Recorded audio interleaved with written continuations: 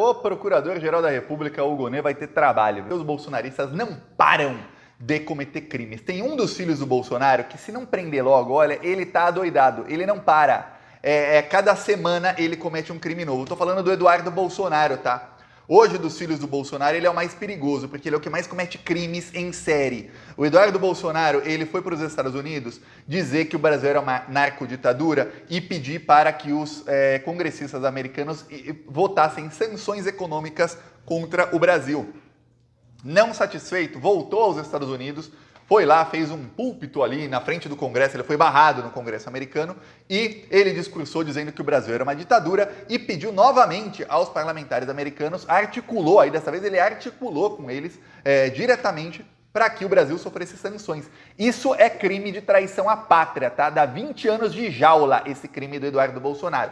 Não foi só ele. Nessas duas viagens estavam com ele a Júlia Zanatta, estavam com ele outros parlamentares bolsonaristas, né? Estava o Gustavo Geyer, estava o Magno Malta, Zé Trovão, aquele Van Hatten, vários estavam com ele. Pois bem, logo depois, o Eduardo Bolsonaro passou a articular internacionalmente um ataque ao STF. E aí, obviamente, você pode falar, nossa, Thiago, mas isso ele fez nos bastidores. Fez, a gente sabe que é ele, mas ele fez. É ele quem começou a articular ali os ataques do Elon Musk e agora do Milei ao STF. O Milei e o Elon Musk se encontraram no Texas e eles disseram que o encontro foi para discutir como peitar o Supremo Tribunal Federal do Brasil. Olha, com o governo Milei na Argentina, está passando do tempo do Brasil usar o tamanho da sua economia para começar a mandar uns recados para o Milei, porque não pode aceitar o governo Lula, que tem que ser um governo soberano, o Brasil tem que ser um país soberano, não pode começar a aceitar que a Argentina, que votou no Milei, os argentinos de bem não tem culpa, mas a maioria lá da população votou no Milei ou se omitiu para que ele fosse presidente, até ganhou com uma boa vantagem, e ele está usando isso para ajudar terroristas do Brasil. A democracia do Brasil é mais importante, a soberania do Brasil, do que a Argentina.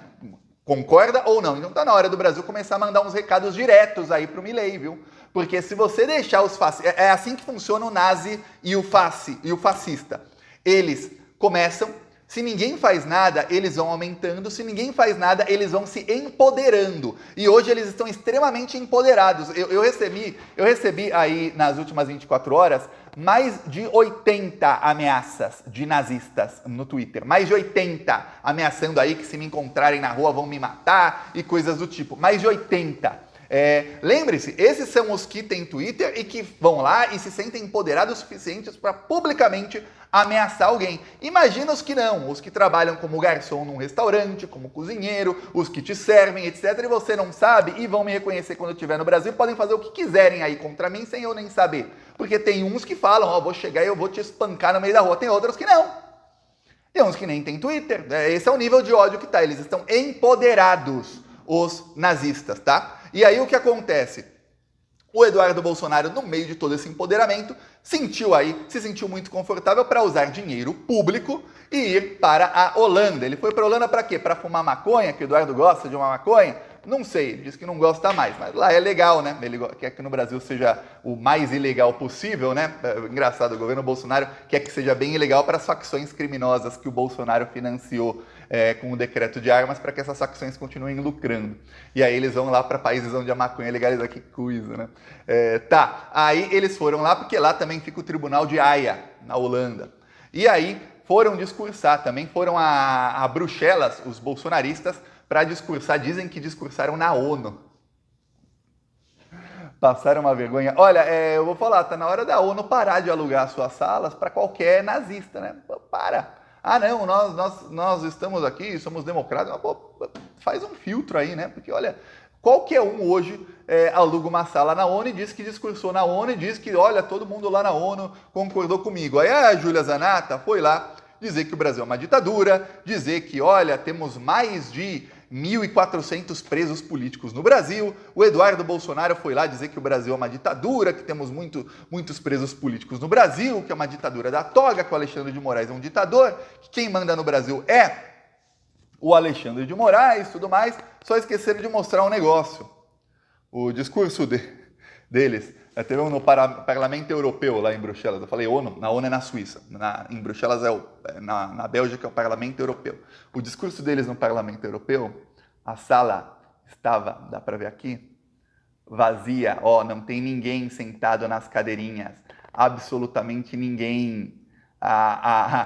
Pro azar deles, tem um reflexo ali na foto, aí o Jamil Chad do UOL, que inclusive ele sim trabalha na ONU e no Parlamento Europeu, ele mora na Suíça e está sempre em Bruxelas também cobrindo a geopolítica, ele conhecia a sala, ele já foi direto olhar ali no reflexo. Será que estava cheio? Enquanto os bolsonaristas estavam ali, Bolsonaro aqui, será que estava cheio? Pois bem, não, aqui o Eduardo Bolsonaro e tudo mais. Não, ele estava falando para uma sala vazia. Passou vergonha lá na ONU. Segundo o Jamil Chad, só estavam ali alguns poucos parlamentares da União Europeia que são de extrema-direita. Os outros não estavam ali. Ninguém quis ali ver o discurso dos bolsonaristas no Parlamento Europeu. E, novamente, eles conseguem ali uma salinha, qualquer deputado aí do parlamento pode pegar ali uma salinha e falar, vou fazer um evento aqui tal dia, e aí eles conseguem. Então, e aí eles ficam chancelados, dizendo, olha, eu falei ali no Parlamento Europeu, como o Nicolas Ferreira falou numa sala que foi alugada também por um evento de extrema-direita na ONU faz alguns meses. Aí ele falou, discursei na ONU e expus o governo Lula. E eles ganham muito seguidor fazendo isso, porque os bolsonaristas realmente acreditam que eles estão lá fazendo e acontecendo, e não estão. Não estão. O que eles estão fazendo é passando vergonha. Antes ele passou na Espanha para conversar aqui com o filho de um dos porta-vozes do Hitler. Esse aqui é filho de um dos porta-vozes do Hitler. É mais um apito de cachorro para eles mostrarem para os nazistas do mundo inteiro, olha, sou um de vocês. E aí toda aquela articulação neonazista que acontece no mundo inteiro reconhece, opa, peraí, no Brasil os nossos amigos nazistas são quem? Família Bolsonaro. Assim que é esse o recado que eles mandam, tirando foto com nazista, viu? Olha isso aqui. Direitos humanos, crime contra a humanidade, pessoas que estão sendo torturadas, inclusive pessoas que chegaram a ser assassinadas dentro do presídio sem ter nenhum tipo de julgamento e sendo inocente. Com certeza, né?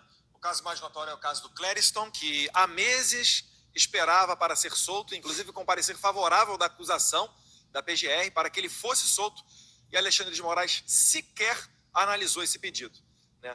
Isso daí é uma clara violação de direitos humanos. Poderia citar ainda o caso do Felipe Martins, preso por ir aos Estados Unidos, quando na verdade nunca foi para lá, inclusive com provas nas redes sociais, documentos da Latam, dentre outros. E finalizo aqui, antes de passar para o Polon, dizendo que nós estamos aqui para defender pessoas que morreram, pessoas que estão presas injustamente, pessoas torturadas psicologicamente. Não tal qual fez o PSOL, que há um tempo atrás veio aqui nesse mesmo local tentar imputar a pecha de ditador ao governador de São Paulo, Tarcísio, e ao secretário de Segurança Pública, Guilherme Derrite. Lembrando que esse Derrite aí é amigo e indicação do Eduardo Bolsonaro, tá? Lembra disso. E que o PSOL foi lá depois do governo Tarcísio ter matado mais de 60 pessoas e o Tarcísio falar que, e daí? E eu com isso? Aí o PSOL foi lá e falou, peraí, tá cometendo um monte de assassinato o governo dele. Já que o Eduardo Bolsonaro citou o Clériston, que foi preso e tal, coitadinho, estava esperando para ser solto. O Clériston quebrou vidraças, espelhos, móveis, lixeiras, destruiu computadores, câmeras de segurança, quebrou obras de arte de valor inestimável, queimou uma viatura da Polícia Legislativa e tentou atear fogo no Salão Verde da Câmara dos Deputados. Esse é o Clériston, que ele diz aí que era um inocente, que morreu na prisão e que, olha, a acusação tinha um parecer para que ele fosse solto. A acusação era o Augusto Aras, que é cúmplice desses crimes todos e que eu lembro muito bem no discurso de posse do Gonê. O Gonê falou que ele ia para cima, não citou o nome, obviamente, mas falou que ia para cima de todos os que se omitiram antes, durante e depois do golpe de Estado. Ele estava citando diretamente ali, era um aceno. Ele estava apontando diretamente ali para o senhor Augusto Aras, que foi cúmplice por omissão. Então, não tenha dúvidas de que isso tudo está sendo investigado nesse exato momento, porque é investigado 7 dias por semana pela Procuradoria-Geral da República. São muitos alvos aí, são muitas investigações, mas vai pegar todo mundo, não vai ficar pedra sobre pedra. Os bolsonaristas estão tentando aí convencer o Centrão de todas as maneiras para que tenha um movimento de anistia. E essa tentativa deles aí de usar o Elon Musk, usar o Milley, usar aí o Donald Trump, vão usar outros aí, o o chanceler de Israel também já atacou Lula várias vezes. Essa tentativa aí de usar todos os nazifascistas do mundo para pressionar o STF é uma tentativa para que tenha anistia para o chefão da quadrilha. Eu falei aqui na semana passada, repito, se o Alexandre quiser que isso acalme, que apaziguar, tem que prender o chefão o quanto antes. O quanto antes prender o chefão da quadrilha,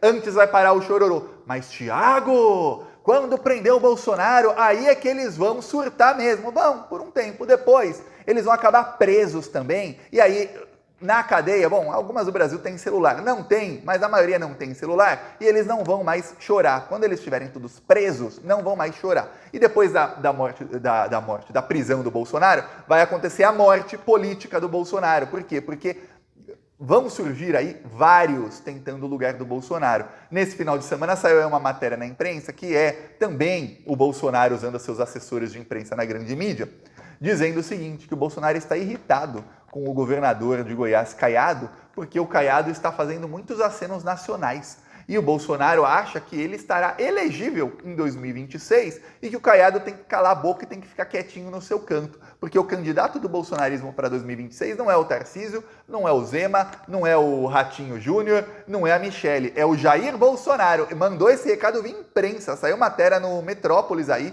do Bolsonaro. Isso é assessoria de imprensa, tá? Sai direto do celular do Jair Bolsonaro, ou do Carlos, ou do Weingarten, para as páginas do portal, ali uma ameaça velada ao Caiado, dizendo, ó, você vai perder apoio do bolsonarismo aí, viu? Você tá aí tentando tirar o lugar do chefão? Veja, mesmo inelegível, o Bolsonaro ainda dá recados aí, dizendo, não, o candidato à presidência tem que ser eu. Peço aí a sua inscrição no canal, seguiremos aqui na luta